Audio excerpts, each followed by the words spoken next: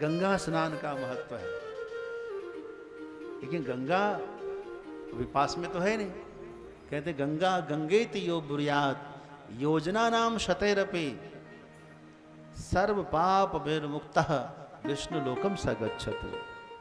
गंगा दूर है तो क्या हुआ, 100 योजन दूर से भी यदि कोई गंगा गंगा करे तो भी उसके सारे पाप नष्ट होते हैं। मैंने आपसे 3 बार हर हर गंगे कहलाया ना, है कि नहीं? समझो गंगा स्नान हो गया आपका 3 बार, 1 बार नहीं 3 बार गंगा स्नान हो।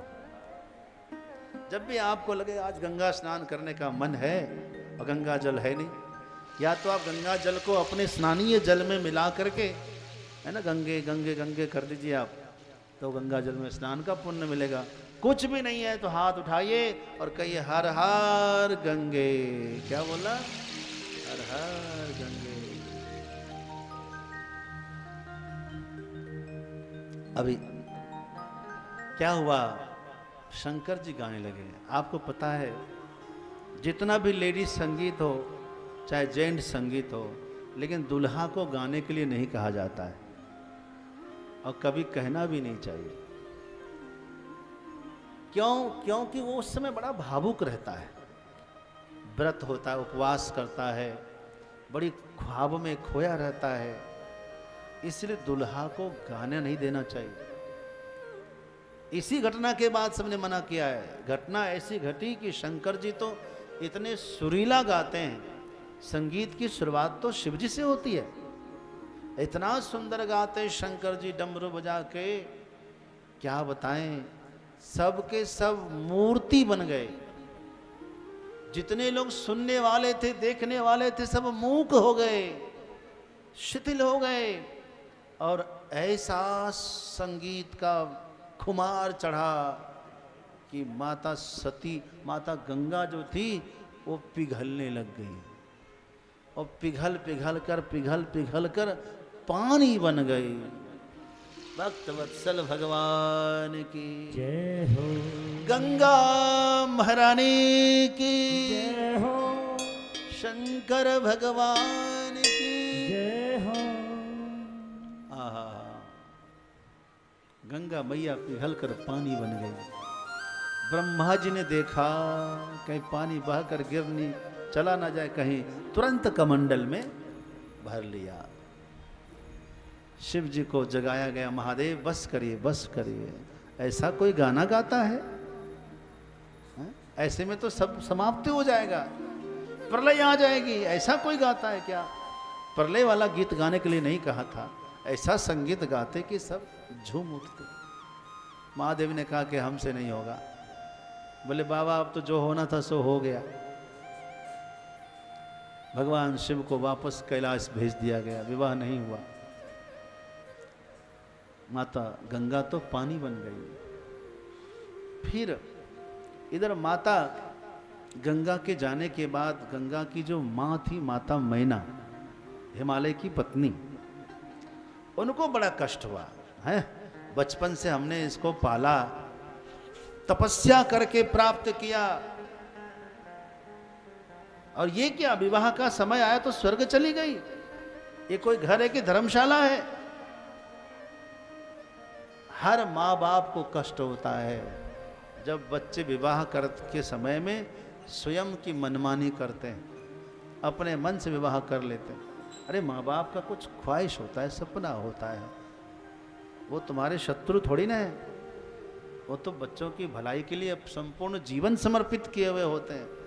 ऐसे करेंगे, वैसे करेंगे, वैसे करेंगे।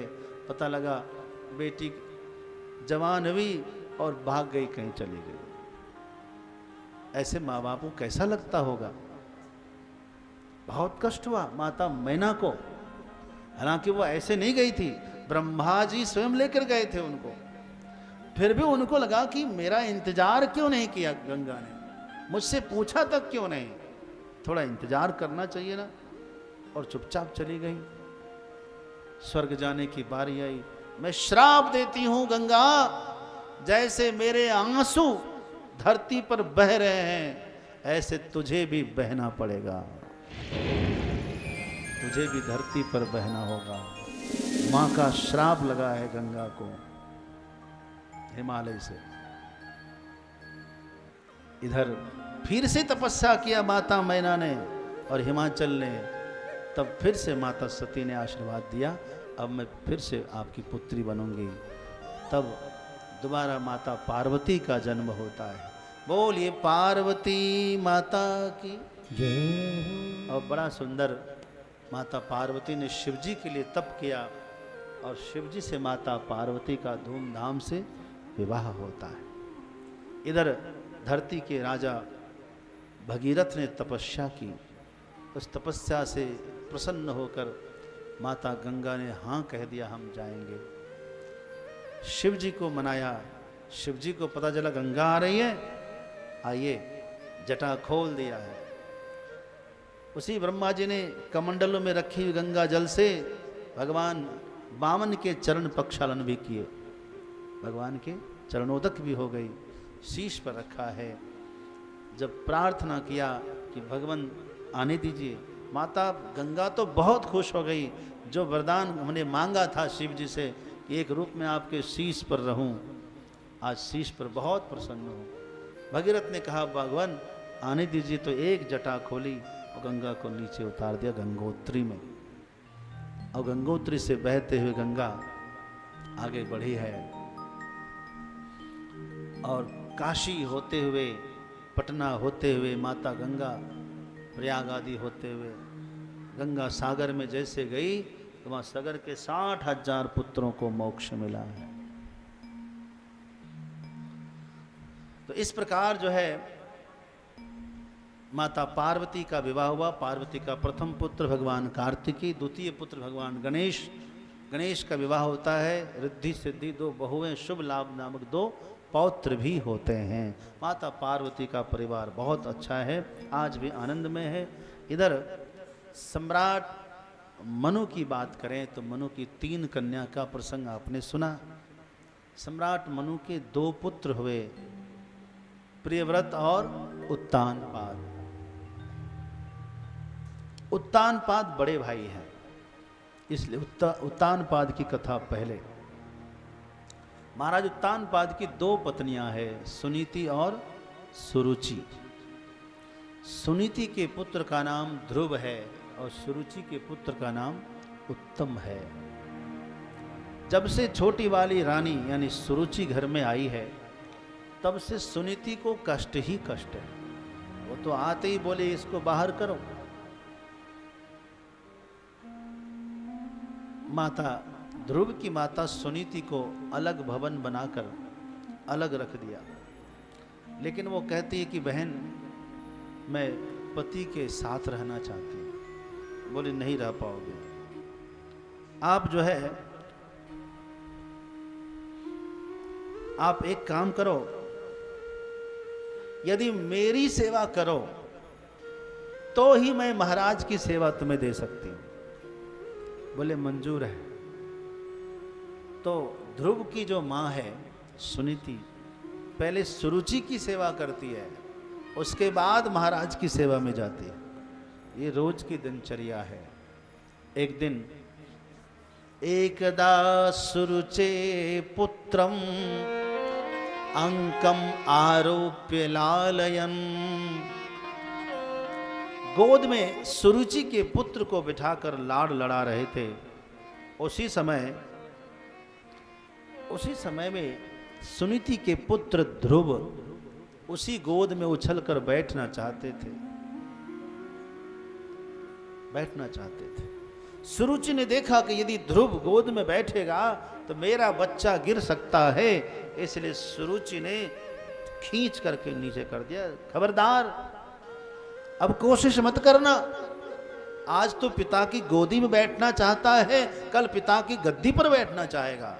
तू जानता नहीं है तेरी माँ मेरी दासी है, और दासी का पुत्र दास होता है, महाराज थोड़ी होता है। और हाँ, तुझे इतना ही शौक है पिता की गोदी में बैठने का, तो जा तपसाराधय पुरुषम तस्यैवानुग्रहेण मे गर्भे साधय आत्मानम यदीच्छसि निर्पासनम। पहले तपस्या करो और भगवान यदि प्रसन्न हो जाए तो ये मांगना कि मुझे सुरुचि के कोख से जन्म मिले, और जब तू मेरी कोख से पैदा होगा तभी पिता की गद्दी का अधिकारी होगा। जाओ। धक्के मारकर ध्रुव को निकाल दिया भवन से। ध्रुव रोता रोता अपनी माता सुनीति के पास आया और माता सुनीति ने ध्रुव को समझाने का प्रयास किया। ध्रुव के रुदन पर बोलने लगी, आखिर तुझे क्या कहा? वो कहती है कि तू पहले तपस्या कर, जगदीश को प्रसन्न कर, वो प्रसन्न हो जाए तो मेरी कोख से जन्म लेने का वरदान मांग लेना, फिर तो पिता की गोदी में बैठ सकता है।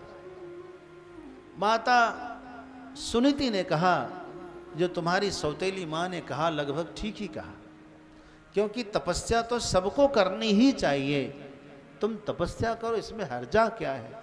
हाँ, भगवान प्रसन्न हो तो वरदान में परिवर्तन करो। यह नहीं मांगना कि मुझे सुरुचि के कोख से पैदा होना, बल्कि यह मांगना, भगवान आप हमें हमेशा अपनी गोद में बैठाए रखना।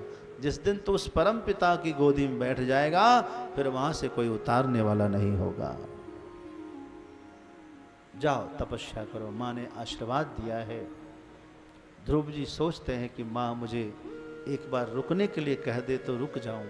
बार बार पलट पलट कर देखता है, परिक्रमा करता है, माँ की परिक्रमा करता है, पलट पलट कर देखता है। ध्रुव चले गए, एकदम निष्ठा है। रास्ते में गुरुदेव को खोजना नहीं पड़ा, स्वयं भगवान ने देवर्षि नारद जी को भेजा, और नारद जी तो परीक्षा लेने लगे कि ध्रुव जी बन जा रहे? बोले हाँ। तपस्या करोगे? बोले हाँ। अरे वन में खूंखार जानवर होते हैं। ध्रुव ने कहा कि माँ ने कहा है कि वन में भगवान रहते हैं, क्या वो सही नहीं?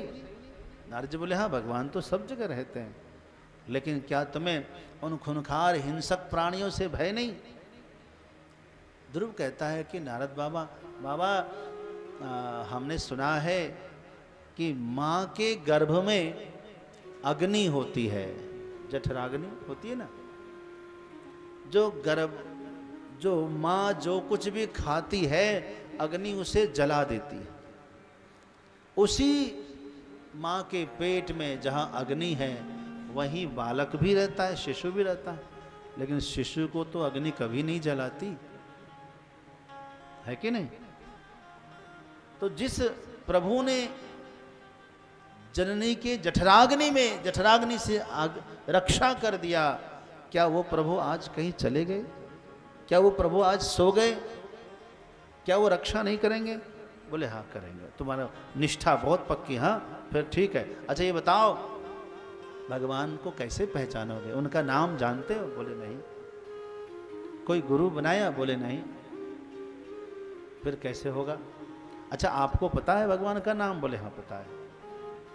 तो आप ही मेरे गुरु जी हैं, मुझे मंत्र दीजिए। नारद जी ने ध्रुव जी को मंत्र प्रदान किया। ओम नमो भगवते वासुदेवाय। ओम नमो भगवते वासुदेवाय। ओम नमो भगवते वासुदेवाय। ओम नमो भगवते वासुदेवाय। ओम नमो भगवते वासुदेवाय। ओम नमो भगवते वासुदेवाय। ओम नमो भगवते वासुदेवाय। ओम नमो भगवते वासुदेवाय।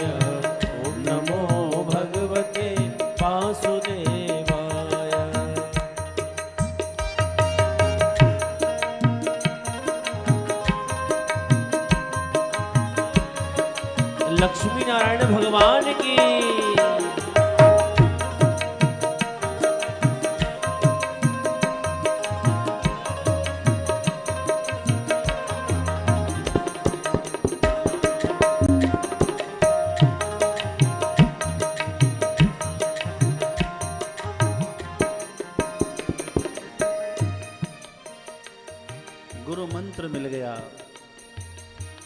भक्ति के पथ पर, भगवत प्राप्ति के मार्ग पर कदम रख कर देखिए, सदगुरु आपको खोजना नहीं पड़ेगा।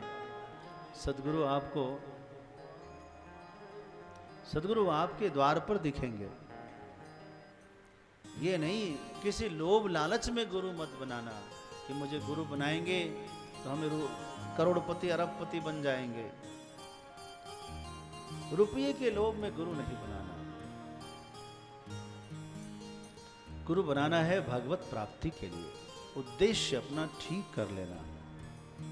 सच्चे संत आपको 100 बार भी आप गुरु के चरण पकड़ेंगे तो आपको वो एक दिन भगवान के चरण पकड़ा देंगे। इसीलिए सच्चे सदगुरु भगवान ही भेजते हैं, यही सोचकर गुरु का आश्रय लेना है ना, संत का आश्रय लेना। बेटा तू जा संग में दुआ हमारी, बेटा तू जा संग में दुआ हमारी है। बेटा तू जा संग में दुआ हमारी है। बेटा तू जा संग में दुआ हमारी है। धन्य भारत में, धन्य भारत में, धन्य भारत में, धन्य भारत में, धन्य भारत में ध्रुव की महतारी है। धन्य भारत में ध्रुव की महतारी है। बेटा तू जा संग में दुआ हमारी है। बेटा तू जा संग में दुआ हमारी है। बेटा तू जा संग में दुआ हमारी है।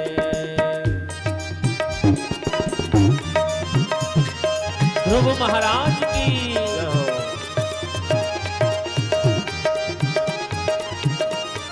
आशीर्वाद दिया है।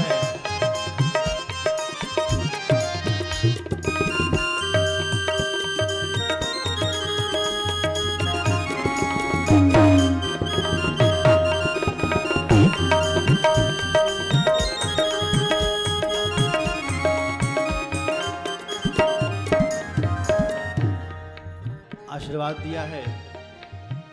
वहाँ वन में,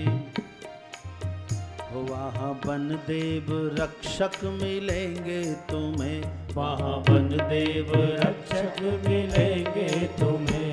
वहाँ फल मूल भक्षण को देंगे तुम्हें। वहाँ फल मूल भक्षण को देंगे तुम्हें। होगी विपदा न वन में बिहारी है। होगी विपदा न वन में बिहारी है।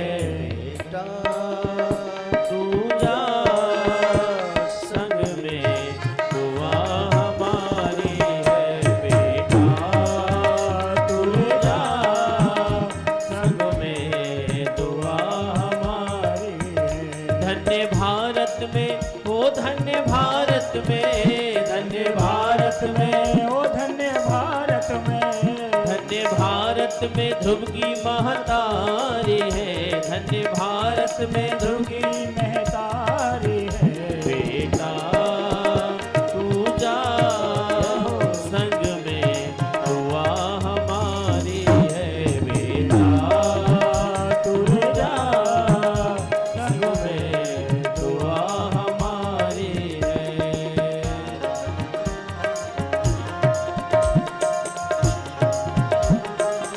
भक्त वत्सल भगवान की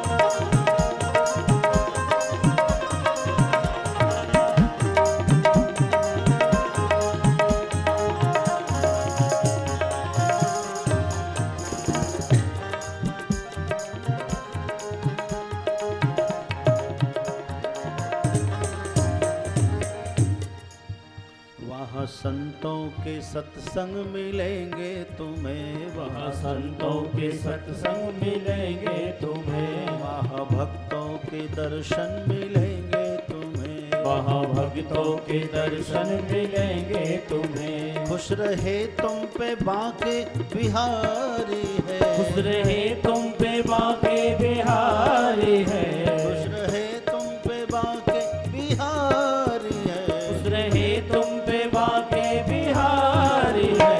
बेटा तू जा संग में दुआ हमारी है, बेटा तू जा संग में दुआ हमारी है, संग में दुआ हमारी है, संग में दुआ हमारी है, संग में दुआ हमारी है। संग में दुआ हमारी है। भक्त वत्सल भगवान की जय हो। गुरु जी से आशीर्वाद लेकर ध्रुव जी महाराज वृंदावन आए, जमुना जी के किनारे, और ध्रुव जी ने यहाँ अपना भजन शुरू किया। अब ध्रुव जी देखने में तो छोटे बच्चे हैं, और जंगलों में बहुत सी कुटिया आश्रम में साधु संत रहते हैं। कहाँ साधु संत बड़े बड़े उम्रदार, और कहाँ छोटा बच्चा देख के प्यार से बुलावे, आ जा आ जा, ए ध्रुव जी आ, लो टिक्कड़ खाओ, लो ये फल खाओ, लो दूध पी लो। कोई दूध पिला रहा है, कोई फल खिला रहा है, कोई कुछ भी खिला रहा है। तो ध्रुव जी को खाने पीने की तो समझो मौज हो गई। 2 महीना हो गए, कुछ भी अनुभव नहीं हुआ। तो ध्रुव जी रोने लगे, गुरु जी को याद किया। नारद जी पधारे, गुरु जी यहाँ तो भगवान मिलते ही नहीं है, कहाँ भगवान है? नारद जी ने कहा कि कितनी बार खाता? बोले 8 बार। बोले और खाओ। जब तक तुमको ये सब प्रिय होगा तो भगवान प्रिय कैसे होगा? सोचो, जिसको दुनिया का हर सुख चाहिए तब तक भगवान नहीं मिलेंगे। याद रखना, आपकी इच्छा पूरी हो जाए तो भगवान की तरफ आना, फिर भगवान से कहना कि मुझे ये सब कुछ नहीं चाहिए। हाँ, सब प्यारा परिवार अरु संपत्ति नहीं भावई। जब आप यह कहेंगे ना, तब भगवान आपको अपनाएंगे। भगवान भागवत जी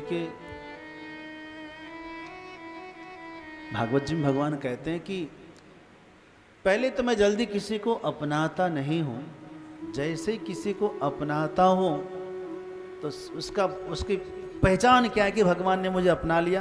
बोले पहचान यह है कि बाकी सब लोग उनको ठोकर मार देते हैं, बाकी सब लोग उसको छोड़ देते हैं। जब सब तरफ से वो ठुकराया हुआ प्राणी केवल मेरी ओर देखता है, तब मैं उसको हृदय से लगाता हूं, फिर उसको वह सुख प्रदान करता हूं तो संसार में कहीं नहीं है। उसके बाद सब उसकी जय जय करते हैं, उसके तरफ आते हैं। जिन लोगों ने ठुकराया था, कल फिर वही उसको नमस्कार करते हैं। तो याद रखना, जब तक सब प्रिय है तब नहीं होगा। भगवान प्रिय लगने लग जाए, गोविंद में स्वाद आने लग जाए, बस रसास्वादन। गोपियां क्यों भगवान को प्रिय है? क्योंकि गोभी ही इंद्रिय ही श्री कृष्ण रस पीयते सा गोपी। समस्त इंद्रियों से श्री कृष्ण रसायन का पान करती है। आंखों से भगवान की छवि के दर्शन करते, कानों से भगवान की कथा सुनते, हाथों से भगवान की सेवा करते, चरणों से तीर्थों में जाते, हर प्रकार से मन स्मरेत तासुपते गुणास्ते। मन से भगवान के चिंतन करने लग जाए, वाणी गुणानुवाद करने लग जाए, तब समझना कि हाँ, हम भी गोपी की तरफ हो रहे हैं। भगवान प्राप्त करना है तो कुछ त्याग करो। तब ध्रुव जी समझ गए, अब नहीं खाऊंगा, दिन में सिर्फ एक बार खाऊंगा। एक वक्त भोजन करते, बाकी समय साधना करते, जल पीते बस। कुछ दिन के बाद एक दिन भोजन करते, बाकी जल पीते। फिर कुछ दिन के बाद सप्ताह में एक दिन भोजन करते। फिर भोजन छोड़ दिया, केवल जल पी कर रहते। फिर जल भी कभी कभी लेने लगे। 5वां महीना जब पार किया, 5 महीने 5.5 महीने होते होते हवा पर आ गए। 5वें महीने के बाद उसने सब छोड़ दिया, हवा पीकर बस। और आखिरी में तो ऐसा हुआ कि सांस रोक लिया। जैसे ही सांस रोका, हवा रोक दी अपनी, तो सारे देवताओं की हवा टाइट हो गई। स्वर्ग में सब व्याकुल हो गए। नैवं विदामो भगवन, सब भगवान के पास गए, कहा प्रभु पता नहीं क्या हो रहा है, यहां घुटन हो रही है, प्राण रोध, ऐसा लग रहा है प्राण निकल जाएगा अभी, क्या कारण है? भगवान ने कहा कि ठीक है, आप चिंता मत करिए, मैं समझ गया क्या कारण है, आज ही जाऊंगा, उसे दर्शन दूंगा। अब तो जाना ही पड़ेगा, नहीं तो कोई जिंदा ही नहीं रहेगा। भगवान गरुड़ पर बैठकर लक्ष्मी जी को साथ में लेकर ध्रुव के समक्ष प्रस्तुत हुए। लेकिन ध्रुव जी समाधि में भगवान के दर्शन कर रहे हैं, उठ ही नहीं रहे। भगवान ने कोशिश की, अंत में जो अंतर में दर्शन कर रहे थे उस रूप को खींच लिया, रूप बदल दिया, तो ध्रुव जी व्याकुल होकर के उठ गए। सामने भगवान को देखा, जिस रूप का दर्शन कर रहे थे वही रूप जो है सामने दिखा, तो देखने लगे। भगवान के मुखारविंद रूप सुधा का पान करने लगे ध्रुव जी। भगवान ने कहा बच्चा है, अभी पढ़ा लिखा होगा नहीं, इसलिए कोई स्तुति प्रार्थना नहीं कर पा रहा, कोई श्लोक नहीं बोल पा रहा, चुपचाप खड़ा है। भगवान को दया आई तो अपना शंख ध्रुव जी के गाल में टच कराया। पस्पर्श बालम कृपया कपोले, गाल पर जब स्पर्श कराया तब ध्रुव जी की चेतना जागृत हो गई है और स्तुति शुरू कर दिया। योऽन्त प्रविश्य मम वाचमिमां प्रसुप्तां संजीवयत्यखिल शक्तिधर स्वधाम्ना, अन्यास्य हस्तचरणौ श्रवणत्वगादीन् प्राणान् नमो भगवते पुरुषाय तुभ्यं। प्रार्थना किया, प्रार्थना किया। हम आपसे कहते हैं, आप भी भगवान के समक्ष जब भी खड़े होए तो गूंगा बनकर नहीं रहना। भगवान ने वाणी किस लिए दिया, बुद्धि किस लिए दिया? कम से कम एक एक श्लोक तो याद रखो। क्यों? राम जी के पास खड़े हो जाओ और राम जी का श्लोक नहीं जानते हो? एक श्लोक राम जी का होना चाहिए आपको। हनुमान जी के पास खड़े हो तो एक श्लोक हनुमान जी का मिलना चाहिए, है कि नहीं? हर एक।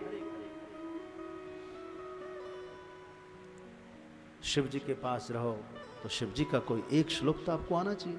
कर्पूर गौरम करुणावतारम संसार सारम भुजगेंद्र हारम सदा वसंतम हृदयारविंदे भवम भवानी सहितम नमामि। गणेश जी के पास जाओ, गणेश जी को वक्रतुंड महाकाय सूर्यकोटि समप्रभ निर्विघ्नं कुरु मे देव सर्वकार्येषु सर्वदा।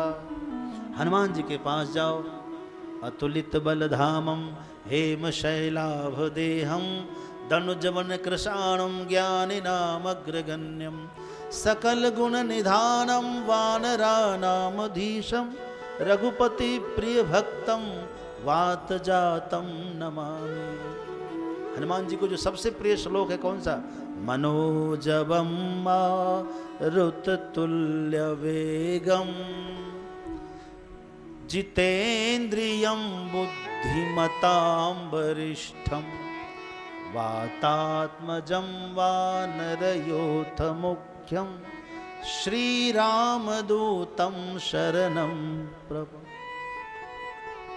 श्री रामदूतम शरणम प्रपद्ये। श्री रामदूत जब हनुमान जी को कहते हैं तो उनको बड़ा अच्छा लगता है। भगवान श्री कृष्ण के पास खड़े हो जाओ तो एक श्लोक, कृष्णाय वासुदेवाय हरे परमात्मने प्रणतः क्लेशनाशाय गोविंदाय नमो नमः। राम जी के पास खड़े हो, नीलांबुज श्यामल कोमलांगम सीता समारोपित वाम भागम पाणो महासायक चारु चापम नमामि रामम रघुवंशनाथम। ये श्लोक अपने बच्चों को भी सिखाओ। दक्षिणे लक्ष्मणो यस्य वामे च जनकात्मजा पुरतो मारुतिर्यस्य तम वंदे रघुनंदनम। ये मैं श्लोक सब क्यों सुना रहा हूं पता है? मैं यही बात वहाँ द्वारिका में कही तो पटना से फोन आया, ये सब श्लोक मिलेंगे कहाँ? तो मैं इसीलिए सुना दिया कि आप ये ना कहें कि हमको बताए नहीं। इन श्लोकों को आप YouTube पर वापस जाएंगे तो खोज सकेंगे। इसको आप सुन करके लिख लेंगे, चाहे गूगल पर सर्च कर लेंगे, और गूंगे नहीं रहना। भगवान ने वाणी दिया है तो माता दुर्गा के पास खड़ी हो जाओ तो उनके पास भी श्लोक बोलना। सर्व मंगल मांगल्ये शिवे सर्वार्थ साधिके शरण्ये त्र्यंबके गौरी नारायणी नमोस्तुते। भगवान माता दुर्गा के तो बहुत श्लोक है, कोई भी एक श्लोक तो आपको बोलना ही चाहिए। देहि सौभाग्यम आरोग्यम। माताएं भी पुरुष भी ये श्लोक लिख लो। ये श्लोक बहुत इंपॉर्टेंट है। किसी के पास भी जाओ, किसी देवी देवता के पास जाए, यदि आप इस एक श्लोक को आप पुकार देते हैं, इसमें धर्म अर्थ काम मोक्ष सब सम्मिलित है। कौन सा? देहि सौभाग्यम आरोग्यम। बोलो, देहि में परमं सुखम रूपम देहि जयम देहि यशो देहि द्विषो जहि। इसमें क्या क्या मांगा पता है आपने? सौभाग्य मांगा आपने। क्या मांगा? सौभाग्य तो सबको चाहिए कि नहीं? नारी को भी सौभाग्य चाहिए, पुरुषों को भी अपना भाग्य बदलना है, सुंदर भाग्य चाहिए, ठीक है। और सौभाग्य से आप सुहाग समझ लेना। तो सौभाग्य मांगा। आरोग्यम मतलब स्वास्थ्य मांगा आपने कि हमारा स्वास्थ्य अच्छा हो जाए। बीमार व्यक्ति भी भगवान के पास जाकर यही श्लोक बोले, देहि सौभाग्यम आरोग्यम देहि में परमम सुखम। मुझे परम सुख प्रदान करिए। परम सुख क्या है? मोक्ष। परम सुख क्या है? हाँ, परमात्मा की प्राप्ति, भगवान की प्राप्ति ही परम सुख है। वह परम सुख भी हमको चाहिए। देहि में सौभाग्यम आरोग्यम देहि में परमम सुखम रूपम देहि जयम देहि। जय मतलब जिस काम को हम करें वहाँ हमारी जीत हो जाए। यशो देहि, है ना, यश भी हो जाए, यानी काम भी मिल गया, धर्म भी मिल गया, सौभाग्य मांगा तो अर्थ भी हो गया, और अंत में मोक्ष भी हो गया। दिशो जही अर्थात मैं किसी से द्वेष ना करूं, द्वेष ना करो। भोजन करने बैठे तो आप एक मंत्र जरूर बोलें, भोजन वाला मंत्र, ओम सहनाववतु सहनौ भुनक्तु सह वीर्यं करवावहै तेजस्विनावधीतमस्तु मा विद्विषावहै। अर्थात हे प्रभु, आप हमारी हम सब की एक साथ रक्षा करना। वक्ता श्रोता भाई बंधु जो भी परिवार में है, भोजन बनाने वालों की भी रक्षा करना। मेरी रक्षा करना तो भोजन बनाने वालों की भी रक्षा करना। उस अन्न को जो उपजाए उस किसान की भी रक्षा करना। सहनौ अवतु, साथ में रक्षा करना। सहनो भुनक्तु, जैसे आप हमें भोजन देते हैं, वैसे ही भोजन बनाने वाले को भी भोजन, जो अन्न को उपजाने वाले उनको भी भोजन, सबको भोजन देना। सहनो भुनक्तु सहवीर्यम करवावहे, हम सब मिलजुल कर पुरुषार्थ करेंगे, कर्म करेंगे। और महाविद विषावहे, हम आपस में कभी द्वेष नहीं करेंगे। ये मंत्र भोजन का अति सुंदर मंत्र। इसी तरह से जो ध्रुव जी को भगवान ने शंख जब टच कराया तो स्तुति कर लिए। भगवान ने कहा कि ध्रुव मांगो, वरदान मांगो, जो तुम चाहते हो मांगो। ध्रुव जी ने कहा कि प्रभु पहले मांगने का मन तो था, लेकिन आपके दर्शन के साथ मांगना ही समाप्त हो गई, अब कुछ मांगने का मन नहीं करता, भूल गया। भगवान ने कहा कि तुम भूल गए लेकिन मैं नहीं भूला। हाँ, आप जिस किसी भी कामना से इस मार्ग में कदम रख देंगे, आपकी हर कामना भगवान सर आंखों पर लेकर पूरी करेंगे। एक बात बताइए, माता पिता की आज्ञा का पालन करने वाला पुत्र जो भी कामना करता है, माता पिता उसको पूरी करते हैं कि नहीं करते? दिल से बोलना, करते हैं कि नहीं करते? क्यों करते हैं? क्योंकि मेरा बच्चा है, इसका और कोई बाप थोड़ी है, मैं ही तो हूं, और ये हमारी हर बात मानता है, तो इसकी इच्छा पूरी क्यों ना करें। महंगे से महंगी इच्छा, कठिन से कठिन इच्छा भी माँ बाप पूरी करते हैं ना। वैसे ही भक्त यदि पूरी तरह समर्पित हो जाता है, तो जो जो उनकी इच्छा हुई होती है, वो सारी इच्छा को भगवान याद रखते हैं और पूरी करते हैं। भगवान ने कहा कि तुमको जब आए थे, तुम्हारे मन में राज्य की इच्छा थी ना? बोले हाँ थी।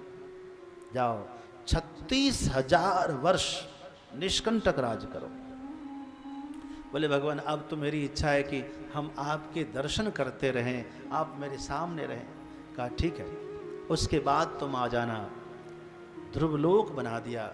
चरंती यद दक्षिणी कृत्य, जितने ग्रह हैं, मंगल बुध गुरु शुक्र शनि रवि, सब ग्रह तुम्हारी परिक्रमा करेंगे, ध्रुवलोक की परिक्रमा करेंगे। आशीर्वाद दिया। भगवान प्रस्थान किए, ध्रुव जी आए। इधर देवर्षि नारद जी ने राजा उत्तानपाद को बहुत जोर से फटकार लगाई। अरे इस बुढ़ापे में गद्दी पर बैठे हो चिपके हुए, शर्म नहीं आती? भजन करने की उम्र तुम्हारी थी, लेकिन धिक्कार है, तुम्हारे सामने में तुम्हारे पुत्र का अपमान हुआ और उसने भजन करके भगवान को पाया, तुम चुपचाप बैठे रह गए। जो फटकार लगाई, नारद जी डरते थोड़ी किसी से, तो कांप उठे राजा कि बाबा मुझे क्षमा कर दीजिए, आज मुझसे एहसास हुआ मेरी गलती का, मेरे सामने मेरे पुत्र का अपमान हुआ, उस समय सुरुचि के मोह में कुछ कह नहीं सका। अब मुझे क्या करना चाहिए? मुझे बड़ा पछतावा हो रहा है। जाओ स्वागत करो, अपने पुत्र को लेकर आओ, उनको राज्य का सिंहासन प्रदान करो और भजन करो। जी हम जाएंगे और अपना पुत्र से हम माफी मांगेंगे, उनको आदर पूर्वक लेकर आएंगे। तैयार हुए। अब सुरुचि महारानी को भी पछतावा हुआ। राजा ने सुरुचि को डांटा, खबरदार अब तुम मुझे रोकना नहीं, अब तुम्हारे चक्कर में मैं आने वाला नहीं हूं, मैं अपने पुत्र के पास जा रहा हूं। तुम्हारी वजह से मेरे पुत्र का तिरस्कार हुआ, तुम्हारी वजह से साध्वी जैसी मेरी पहली पत्नी सुनीति का तिरस्कार हुआ। धन्य है सुनीति जिसने कभी आज तक आवाज नहीं उठाई और हमें हीरा जैसा पुत्र प्रदान किया। मैं सुनीति के पास जाऊंगा, माफी मांगूंगा। सुरुचि रोने लगी, नाथ मैं भी माफी मांगूंगी सुनीति से, मैं भी ध्रुव को लेना चाहती हूँ, वो मेरे भी पुत्र हैं, मुझे अपने अपराध का बोध हो गया है नाथ, मुझे क्षमा कर दीजिए। दोनों मिलकर रथ पर बैठकर सुनीति के भवन के पास गए। दासी ने जाकर कहा सावधान, चक्रवर्ती महाराज पधारे हैं। तो सुनीति डर गई, उनको लगा कहीं ऐसा नहीं हो कि, और साथ में सुरुचि भी आई है, कहीं ऐसा ना हो कि यहां से भी कहीं और भागना पड़े मुझे। रोते हुए बाहर निकली, तब तक क्या देखा, महाराज उतर करके माफी मांग रहे हैं सुनीति से, सुनीति मुझे क्षमा कर दो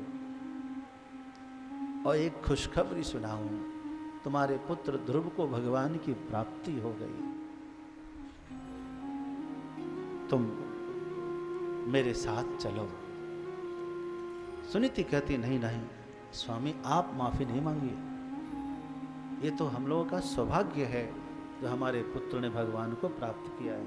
सुरुचि कहती दीदी मुझे माफ कर दीजिए, मैंने आपका बहुत अपमान किया, मुझे कुछ पता नहीं था, आज मुझे नारद जी के वचनों से मुझे होश हुआ आया है, मुझे क्षमा करिए दीदी।